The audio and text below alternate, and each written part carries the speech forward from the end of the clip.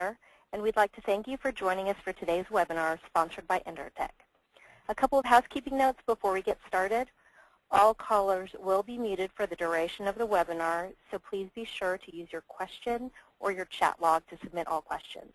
These questions will be addressed at the end of the webinar. Additionally, a recording of the webinar will be available in the members-only resource library. This was located under the Resources tab at esaweb.org. Today's webinar on converting certification to cash, differentiation and new market access through alarm company certification is presented by Tom Connaughton, Intertek's Global Director of Life Safety and Security Services, as well as Arnie Misch, Alarm System Certification Program Manager for Intertek. Without further ado, I'll turn it over to Tom. Well, thank you, Jacqueline. I do appreciate the opportunity to talk to you and the ESA members today. Just a quick summary of who I am. As outlined, I am responsible for Intertek's Life Safety and Security Services globally. I'm involved in multiple associations, such as with ESA, CS, Central Station Alarm Association, the Security Industry Association, as well as I sit on several different technical committees, such as NFPA 72, the Supervising Station Group, as well as the California Fire Alarm Advisory Code Committee. Additionally, joining me today is Arnold Misch, who has over 20 years of experience with Underwriters Laboratories with Intertek within the alarm system certification arena. So we're excited to be here and excited to deliver this message for you today. Just as a quick footnote, for those that managed to stay through the entire seminar today, or class, if you will, at the end there will be a special giveaway. So I would invite you to stay through the session, and I would also invite you to ask any questions that you may or may not have, excuse me. So the first question that comes to mind is, what is alarm company listings? And what alarm company listings are essentially is, it's a differentiating factor for an alarm service companies confirmed through an independent third-party certification provider that adds value to the stakeholders. This allows the opening of doors to new customers and markets not previously available. It provides a competitive edge to be a listed company.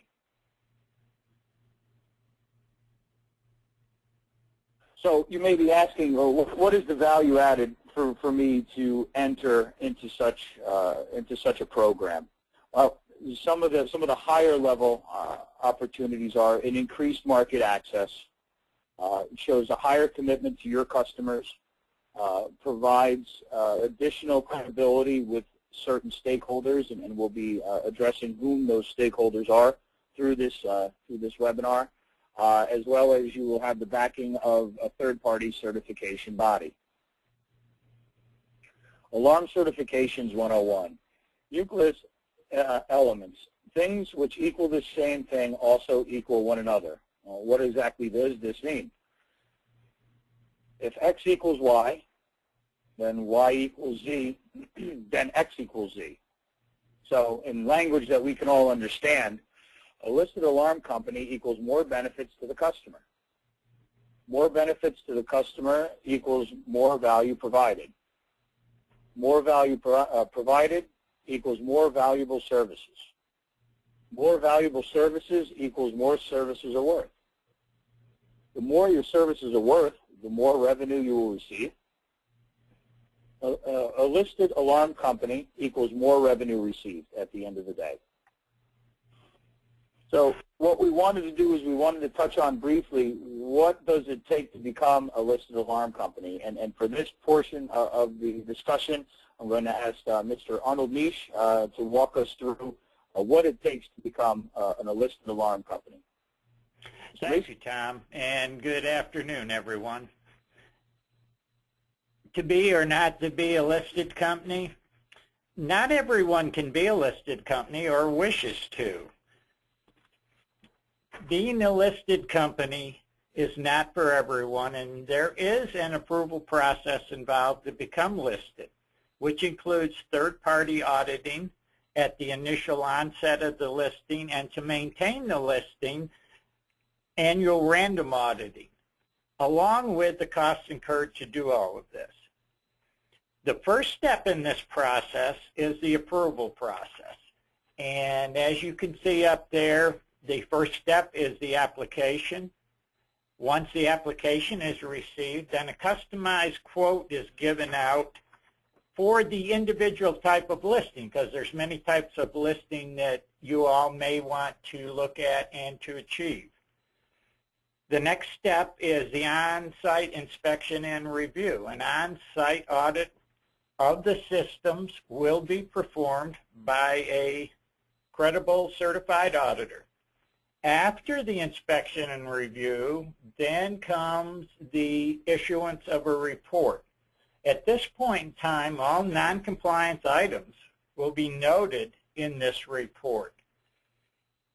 From there, we go to two possible scenarios. One, the certificate or certificate of compliance is issued if the audit was successful and basically there were no non-compliance items. If there were non-compliance items found at the time, then a timeline for resolution of those items will be set by the NERDL with the alarm company, and in most cases, once those non-compliance items are resolved, then the certificate of compliance will be issued. The next slide is going to show you two basic certificates and what they look like. There are burglar alarm certificates, there are fire alarm certificates, there are also many other types of certificates, but these are the two major ones. These are sample certificates a listed company can issue, and in most cases would be displayed on the wall next to the control unit because of the necessity by the AHJ that he knows that they are in existence. The certificate gives information about an alarm system in general, including but not limited to the types of devices, the monitoring station included, the response times, and so forth. Certificates are issued for 1 year. Now we move on to the next phase of to be or not to be, and that's maintenance. Since all certificated systems by a recognized NERDL require a written maintenance agreement to be in effect for the duration of the certificate, let's briefly go over the key items, which would include training and standards and codes required to meet the type listing you have, the required number of staff that would, again, be required for response time or repair time.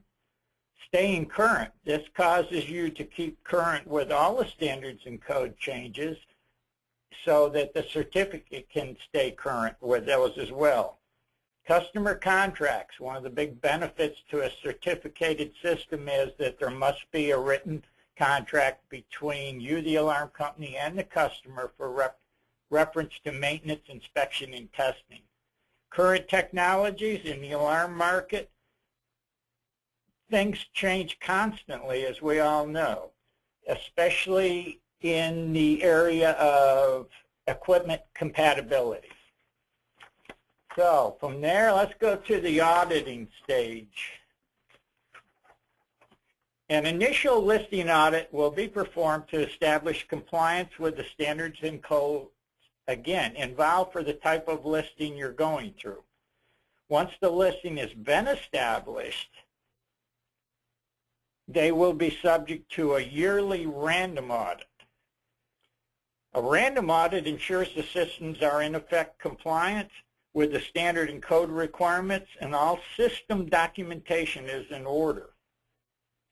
After the random audit, we go back again to the report being issued with non-compliance items noted along with the time frame to correct these items.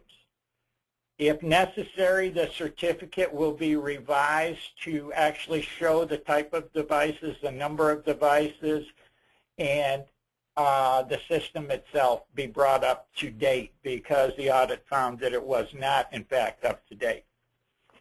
Then let's go to the last real issue of this whole thing, and that's costs. There's two types of costs involved in a listing. The first type is time. It's an investment of you, the alarm company, in getting ready to be listed, but it's also an investment of time to remain listed. Financially, becoming and staying listed is not free, nor should it be. But that is also why a listing company or a listed company charges more for the service, because of, again, the maintenance agreements, the third-party verification, the satisfaction that the customer knows it's being done in accordance with other individual companies in the area.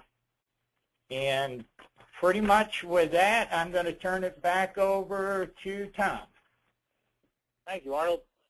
The next segment of the presentation today, we're going to be discussing the value-added breakdown, deeper insights into the value of being listed. So speaking to the value-added, the first box to tick is increased market access. And what exactly does that mean? Well, we've broken it out here into three primary segments. The first one is government projects, second, jurisdictional mandates, and the third would be stakeholder requirements. And we're going to dive into each of these segments at a very, very high level moving forward as of right now. So when we're speaking to government projects, in essence, we're speaking to national security. And there's some segments that fall under that, such as NISPOM. And NISPOM is an acronym which stands for the National Industrial Security Program Operators Manual. It took me quite a while to get that actually down. What that NISPOM document means, essentially, is this. Governmental agencies that are responsible for the securement of classified information must comply to this NISPOM document. Such government agencies are the Department of Energy, CIA, Department of Defense, Homeland Security, etc. And the standard that they follow and they've implemented is an Underwriters Laboratories standard, which is UL 2050. In essence, in order to work and to provide your alarm services to government entities, whether it be a military base, a sub-house, or anything along those lines, the U.S. government is going to require that your organization be under third-party surveillance and have demonstrated the ability to apply and execute the installation and monitoring requirements as outlined in UL 2050. Some jurisdictional mandates. This is essentially leaning back on the fire side of the industry, talking to fire marshals and additional requirements that they may have within their specific jurisdiction. As a good example, New York City, Miami-Dade, Florida, LA County, California, Redmond, Washington. They all require that an alarm company be listed and under third-party surveillance and have the ability to issue alarm system description certificates, as you had seen earlier in this presentation. Without being a listed organization and without having the ability to issue these certificates, will exclude you from performing and being able to take on work in these specific jurisdictions, and there are many others. This is just a snapshot of how broad it is across the domestic United States. Finally, when we're speaking to stakeholder requirements, one of the biggest stakeholders and largest stakeholders, and we all deal with them at a professional and a personal level, is the insurance companies. And some examples of where an insurance underwriter may require additional surveillance, if you will, of the alarm service company, as well as of the property that they're underwriting. and that may be a jewelry store, a warehouse, an art gallery, or banks. And I think you can all appreciate the fact that these are high-risk, high-dollar underwriting properties. So the insurance underwriters, they take a significant interest in understanding that the alarm that has been installed, as an example, in a jewelry store is up to the current code and is being maintained in accordance with the codes and the standards. Because there's, as we're all very well aware, if an alarm system is not maintained properly, it is not going to function properly when the time is needed. So moving back to additional value-added options, you're seeing show higher commitment to your customers. A higher commitment to your customers can be categorized in multiple fashions. Again, speaking to the maintenance of the system in accordance with the standards and the codes. System's not maintained, it's going to false, it's going to trip. The reliability and the integrity of the system is going to be called into question. There is an annual inspection process that's involved that can also be put forth to your customers as additional value added. The issuance of a certificate. That issuance, that certificate would be something that would be presented in certain jurisdictions to the fire marshal so that you can actually occupy the property. Can be supplied to your insurance underwriter so that, A, they would underwrite the property, but then also they may provide premium discounts because of the level of system that is installed in that protected premise. It demonstrates a commitment to quality. At the end of the day, it is a clear differentiator between a listed alarm company and, say, Joey's Alarm down the road, who is just going to go in, put the system in, install it, and walk away from it. This is a commitment to quality. We are going to upkeep the system. We are going to make sure that it's functional, and if and when it is needed, it is going to work and going to work reliably, as well as an increased level of response. What does that mean?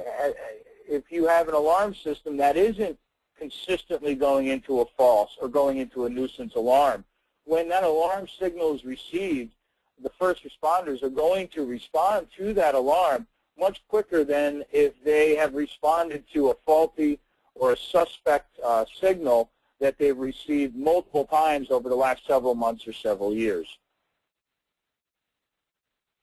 Gain credibility with the stakeholders. Some of the significant stakeholders that we all work with on a daily basis are outlined on this slide, and we'll talk about each one of them briefly. What we're talking about here in regards to your first AHJ contact, well, traditionally an AHJ is going to be a fire marshal. Additionally, an insurance underwriter could be deemed as an authority having jurisdiction as well on the security side. But here we're predominantly talking about a fire marshal. So what we're talking about is a trusted third-party code enforcement. You're going to these authorities having jurisdiction, and you are handing over to them your certificate of compliance, which outlines that you are under third-party surveillance by an independent laboratory such as Intertek, as well as organizations like Intertek. We partner with these authorities having jurisdiction because we recognize that the jurisdictional requirements are going to be different from, say, a Miami-Dade County to a New York City to an LA County or to a Redmond, Washington. So we as an independent laboratory understand that there are individual needs, and we work collectively with our customers, the alarm service companies, and the authorities having jurisdiction to make sure that we're meeting that jurisdiction's individual needs. Next, moving over is speaking to the first responders. And again, we're talking about signal reliability. We're talking about enhanced alarm signal handling. It's not the constant, we have another trip at 108 Main Street, cops show up and it's a faulty system. So it provides additional enhanced alarm signaling and confidence in that alarm system. And then again, working on an individual basis to partner with these jurisdictions to meet their individual needs. The insurance companies, again, a nuisance alarm or a frequent trip is not going to dispatch the proper authorities, which will result in a loss. At some point, at some time, it will unfortunately result in a loss, and that is something that an insurance underwriter or an insurance organization absolutely wants to avoid. So again, speaking to the enhanced alarm signaling helps speak to additional risk mitigation and provides an additional level of assurance by the insurance underwriter to underwrite that property or premise.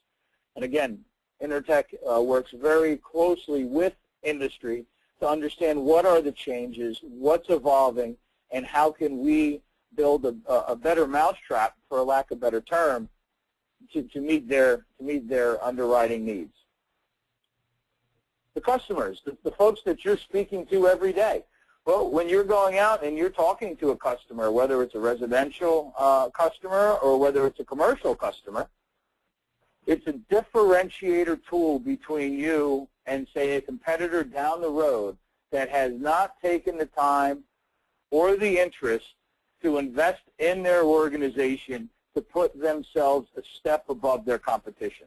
So this allows you to go in and to have that discussion and to set your organization apart from a competitor that is local to you and is looking to either secure a new account or to take an account away from you.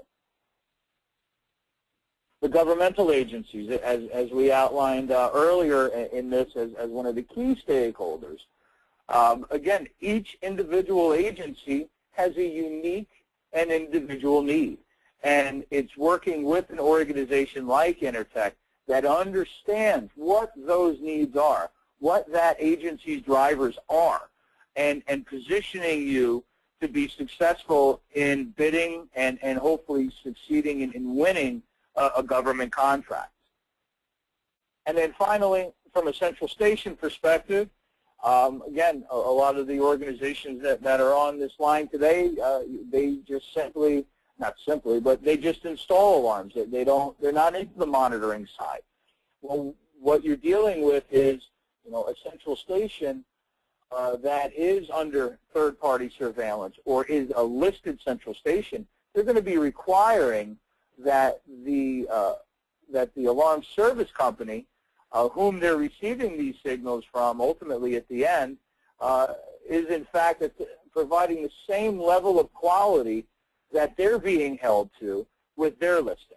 So as you can see, it does come full circle from the authorities having jurisdiction to the first responders, to the insurance agency, to your end customer, to the governmental agencies, and then ultimately to the folks that are receiving these signals and dispatching accordingly.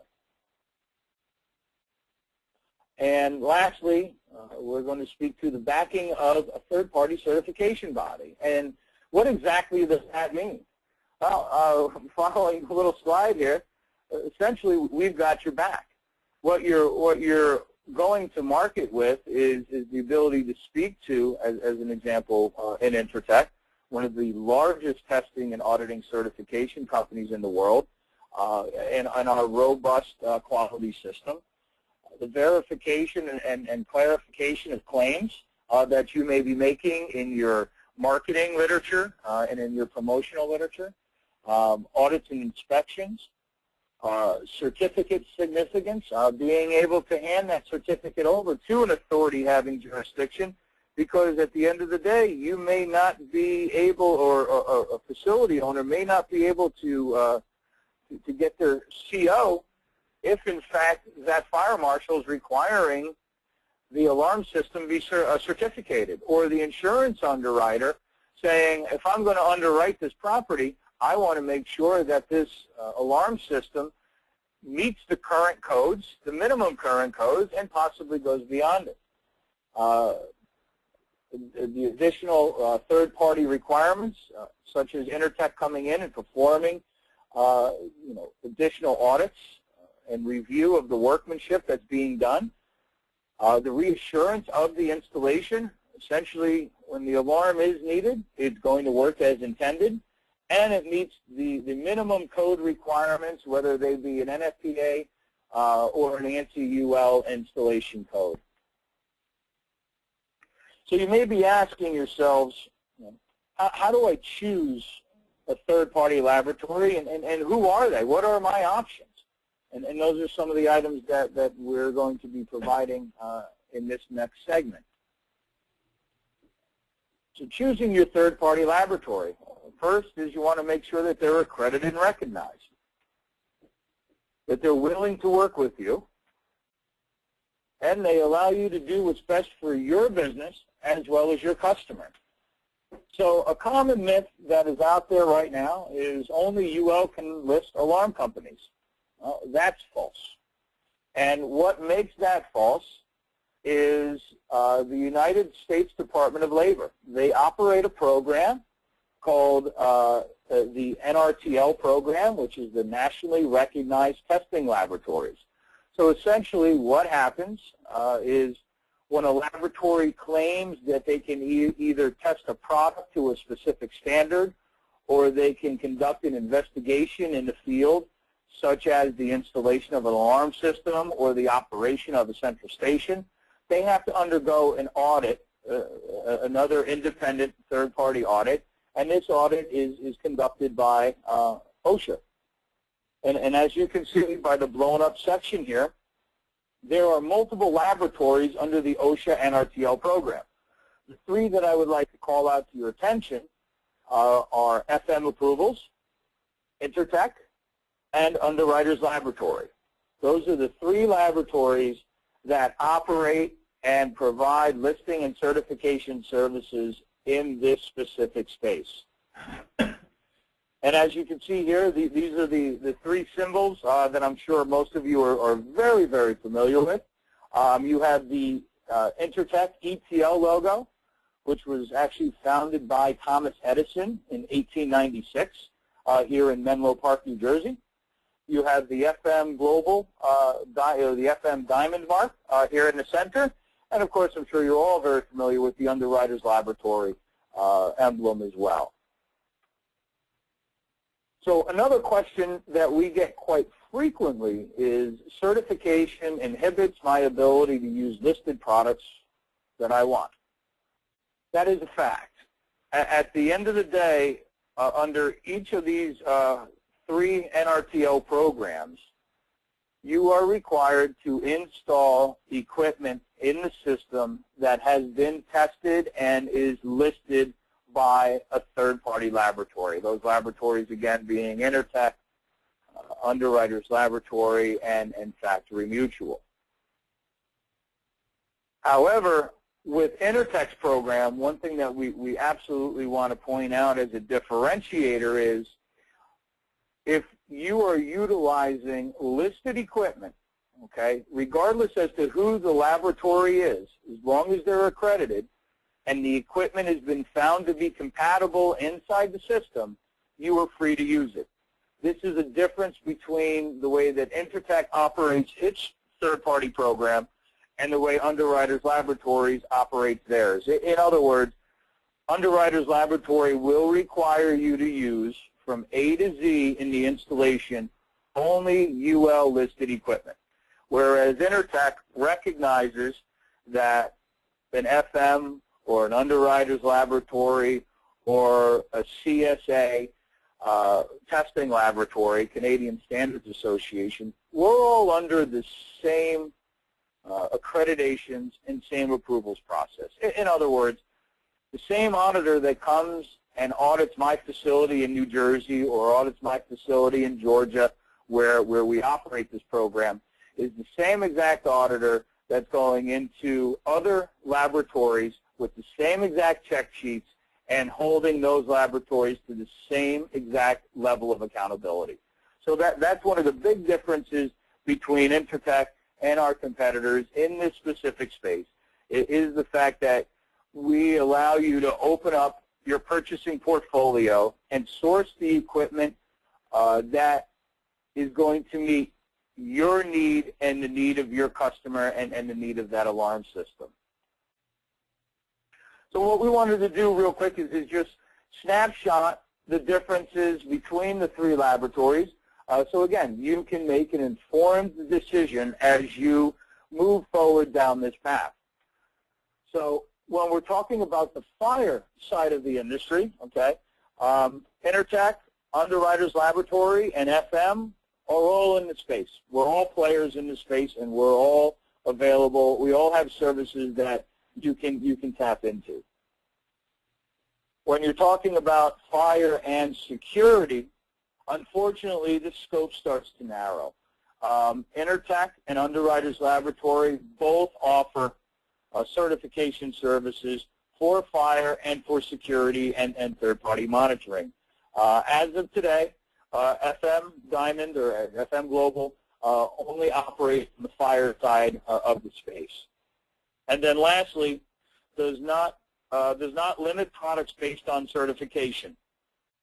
Intertek does not limit products based on certification. So if you have a PIR that's listed by Underwriters Laboratory, you are free to install that PIR, identify it as part of the system on the alarm system description certificate, and move on.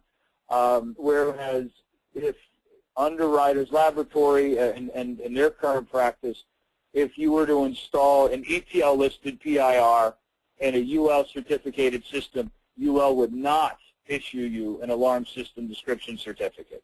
So again, there's additional value added with the ETL Intertek mark and services, because again, what we're allowing you to do is we're allowing you to open up your purchasing portfolio following the acceptance of data protocol that's been established and documented by OSHA, who, by the way, again, accredits all three laboratories that you see here on this list today. So as we draw towards the end of this webinar, a special offer for those of you that have stayed on, and I hope have found this interesting and educational, is if you sign up with Intertek and become a listed alarm company, you will receive your first 10 certificates that you issue will be free. The monetary value attached to that for 2013 would be a $500 savings. So your first 10 certificates that you would issue, whether they would be for a fire, burglar, or a fire and burglar system, will be free for you spending time with us today, a few days before Christmas, and listening to what we have to offer. You must sign up before March 1st. Doesn't mean that your audit has to be completed by then, but the paperwork has to be executed in order to take advantage of this very nice offer. And the certificates are good through 2013. As Mr. Misch had pointed out, the certificates that you issue per premise are good for, they're good for the length of the service contract, but they need to be renewed annually. So in closing, and then we'll take some questions, becoming a listed alarm service company is going to open doors to new markets for you. It's going to help differentiate you amongst many competitors that you have in your backyard and many competitors that are popping up each and every day. It's going to keep you involved in the process. As Arnold had outlined, this isn't for everybody. You know, Joey's Alarms down the road may not see the value added in this, but you and your organization may, and being a third-party listed company will help you position yourselves for additional contracts and new opportunities such as with the United States government. And then lastly, you do have a choice in your listing companies. We provided that choice to you today. We're hopeful that we can answer any additional questions that you may have and understanding why you might want to choose an Intertek, again, based on our flexibility, based on our on the ability for you to open up your product and your purchasing portfolio, and essentially allowing you to conduct business as you choose. So we're going to move to the Q&A session, but what I wanted to do is provide the contact information for myself as well as for Mr. Misch, as well as our inquiry center phone number and email address in case there is a question that we are unable to get to today. Please send those over, and we would be more than happy to go through those with you offline or on an individual basis. So the first question that I've received is, so is Intertek and ETL the same company? Yes, we are. Intertek is the corporate entity that owns the ETL mark. We are also own the Warnock-Hersey mark, which you may be very familiar with, related to the fire door industry. It's the WHI mark. Intertek had acquired the ETL mark many, many years ago. We are a publicly traded company on the London Exchange. We're actually a FTSE 100 organization, which is the service sector of this area. We currently employ over 33,000 employees. We operate in more than 100 countries, and we currently operate, I believe, close to 1,100 laboratories and offices globally. The next question that I've received is, does Intertek and Underwriters Laboratory apply the same standards when conducting an investigation? Yes, we do. Intertek will utilize, for an alarm installation, the ANSI, on the burglar side, the ANSI UL standards. Intertek is not a standards writing organization. We feel that there are more than enough standards and codes out there.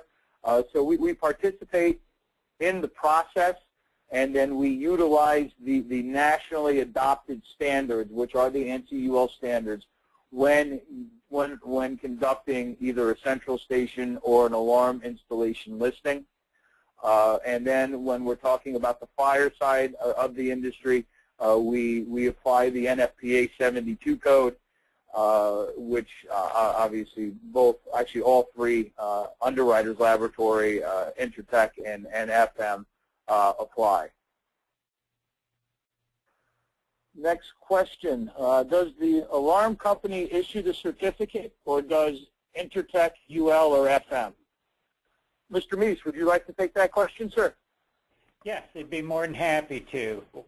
The way the process goes, whether it be ETL, UL, or FM, is that the National Recognized Testing Laboratory will list the alarm company. And once that has become listed, then the alarm company will get a certificate of compliance. Once that has been accomplished, then the alarm company has the ability to go out and issue a ETL certificate for an installation. So the alarm company, in fact, actually issues the certificate for the installations, not ETL, although it is an ETL certificate, and therefore it does come under a random audit and is subject to being canceled if it has not been done correctly. Hey, Arnold, I got another question. Thank you for that. I have another question, and that question is, how do I, once I am an Intertek ETL listed alarm service company, how do I issue a certificate, and how long does it take for the certificate to be released? Well, we have here at ETL Intertek a program called Alarm Direct, and it's all done electronically now. Once you get ready to issue a certificate, you complete a workbook page for us and send it to us electronically. Once it's been reviewed by us and approved by us, we will send the actual certificate back to you, ready to hang at the subscriber's location within 24 business hours, and usually sooner than that. But that's our time frame. There's nothing you have to fill out, mail in anymore, wait for us to mail something back to you. It's all done very expediently, very quickly, and when there is an issue we will get right back to you and say, we need this other information you have not supplied to us. You turn around, send it back to us, we make the correction, and 99.9% of the time you'll still get the actual certificate back to you within 24 business hours. Okay. Well, thank you, Arnold. Another question that came in, which is a really great question, actually. I'm in a small island in the Caribbean. Can I get certified, and does it really make sense outside of the United States? The short answer to that is absolutely you can get certified, and it does make sense. Again, it is something that even though you may not have a jurisdictional driver that's mandating you to do that, it is a differentiator between you and the other alarm companies that you are competing against in that space. And one other thing that I also wanted to outline is we are starting to see a significant increase in requests from a global level related to alarm system certification company certification, as well as central station monitoring third-party approvals.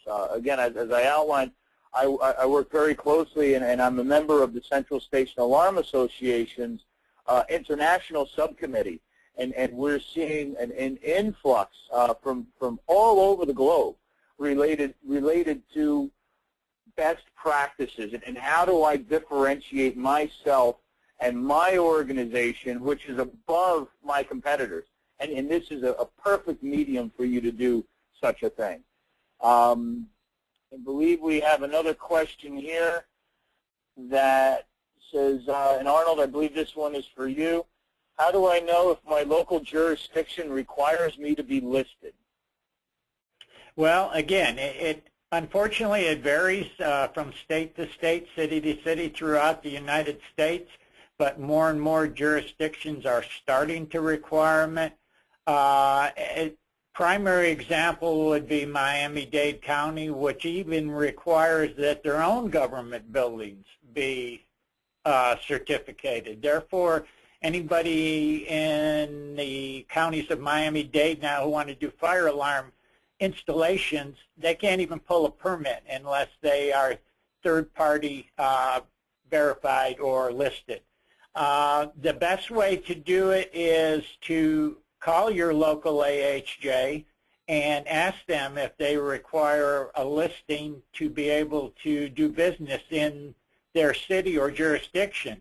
In a way, it's good when they do, because what happens is it takes, and I use this term very loosely, but I'm sure all of you know where I'm coming from with this, it takes the trunk slammers out of the business, because now when you go out to bid on a system, you're actually bidding on a system with somebody else who has to do the same exact thing you have to do. They can't come in and lowball you by $2,000 and not do what they should be doing, because it is going to be subject to a third-party audit by one of those three laboratories. Okay. Well, thank you, Arnold. We have another question that has come through, and it says, are there ETL-listed alarm companies now? And how can I find out who they are? Well, the short answer is yes, there are. I believe the last time I checked, we had roughly 50 to 60 alarm service companies listed with Intertek right now, and I believe we are close to 1,400 alarm description certificates issued. So what we will do is we will be sending out an email confirmation after this webinar in the next day or two, and installed in that email transmission to all the folks that attended today will be a link to our online listing directory, as well as a link to our Alarm Direct tool, and there's an additional value added to becoming an ETL-listed alarm company. And with our Alarm Direct tool, companies, people that are looking for a listed alarm service company in a specific jurisdiction, they access this website, and they'll be able to pull up your company information and contact information. So at the end of the day, when they're searching for somebody that they need to use in that jurisdiction, because they're opening a new building and they need a certified or listed alarm company, they can go to this website and they'll be able to pull your company's information off of that website, and then they'll contact you so that you can then go in and provide the bid and hopefully secure that business. I believe there's one final question that has come through.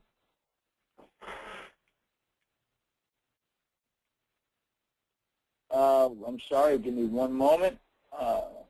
Is an alarm service company certified? If an alarm service company is certified, does it need a central station? I'll let Mr. Nish speak to that.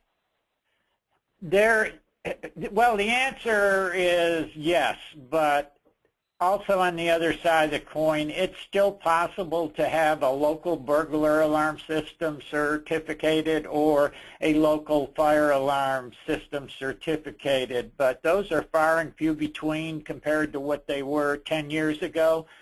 So most everything now requires monitoring by a central station, and if it's a certificated system, then it has to be monitored by a listed central station.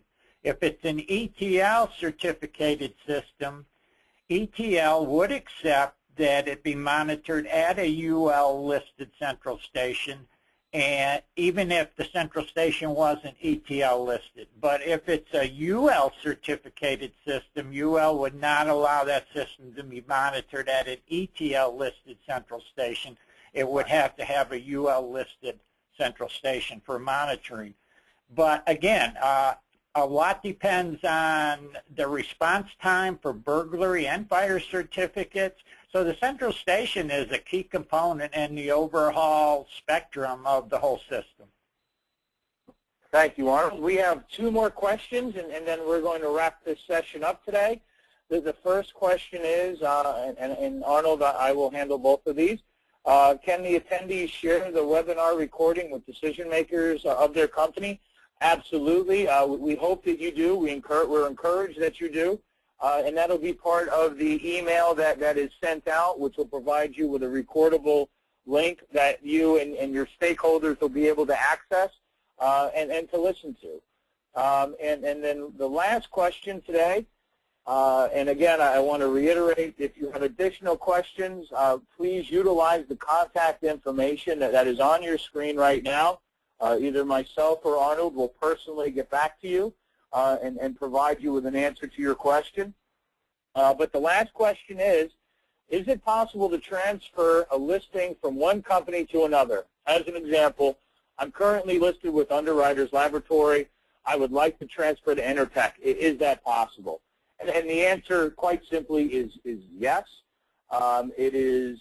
We have tried to make it as painless as possible, and part of that process is we would be looking to review your current history with that listing laboratory, whether that be Intertek, whether that be Underwriters Laboratory or FM.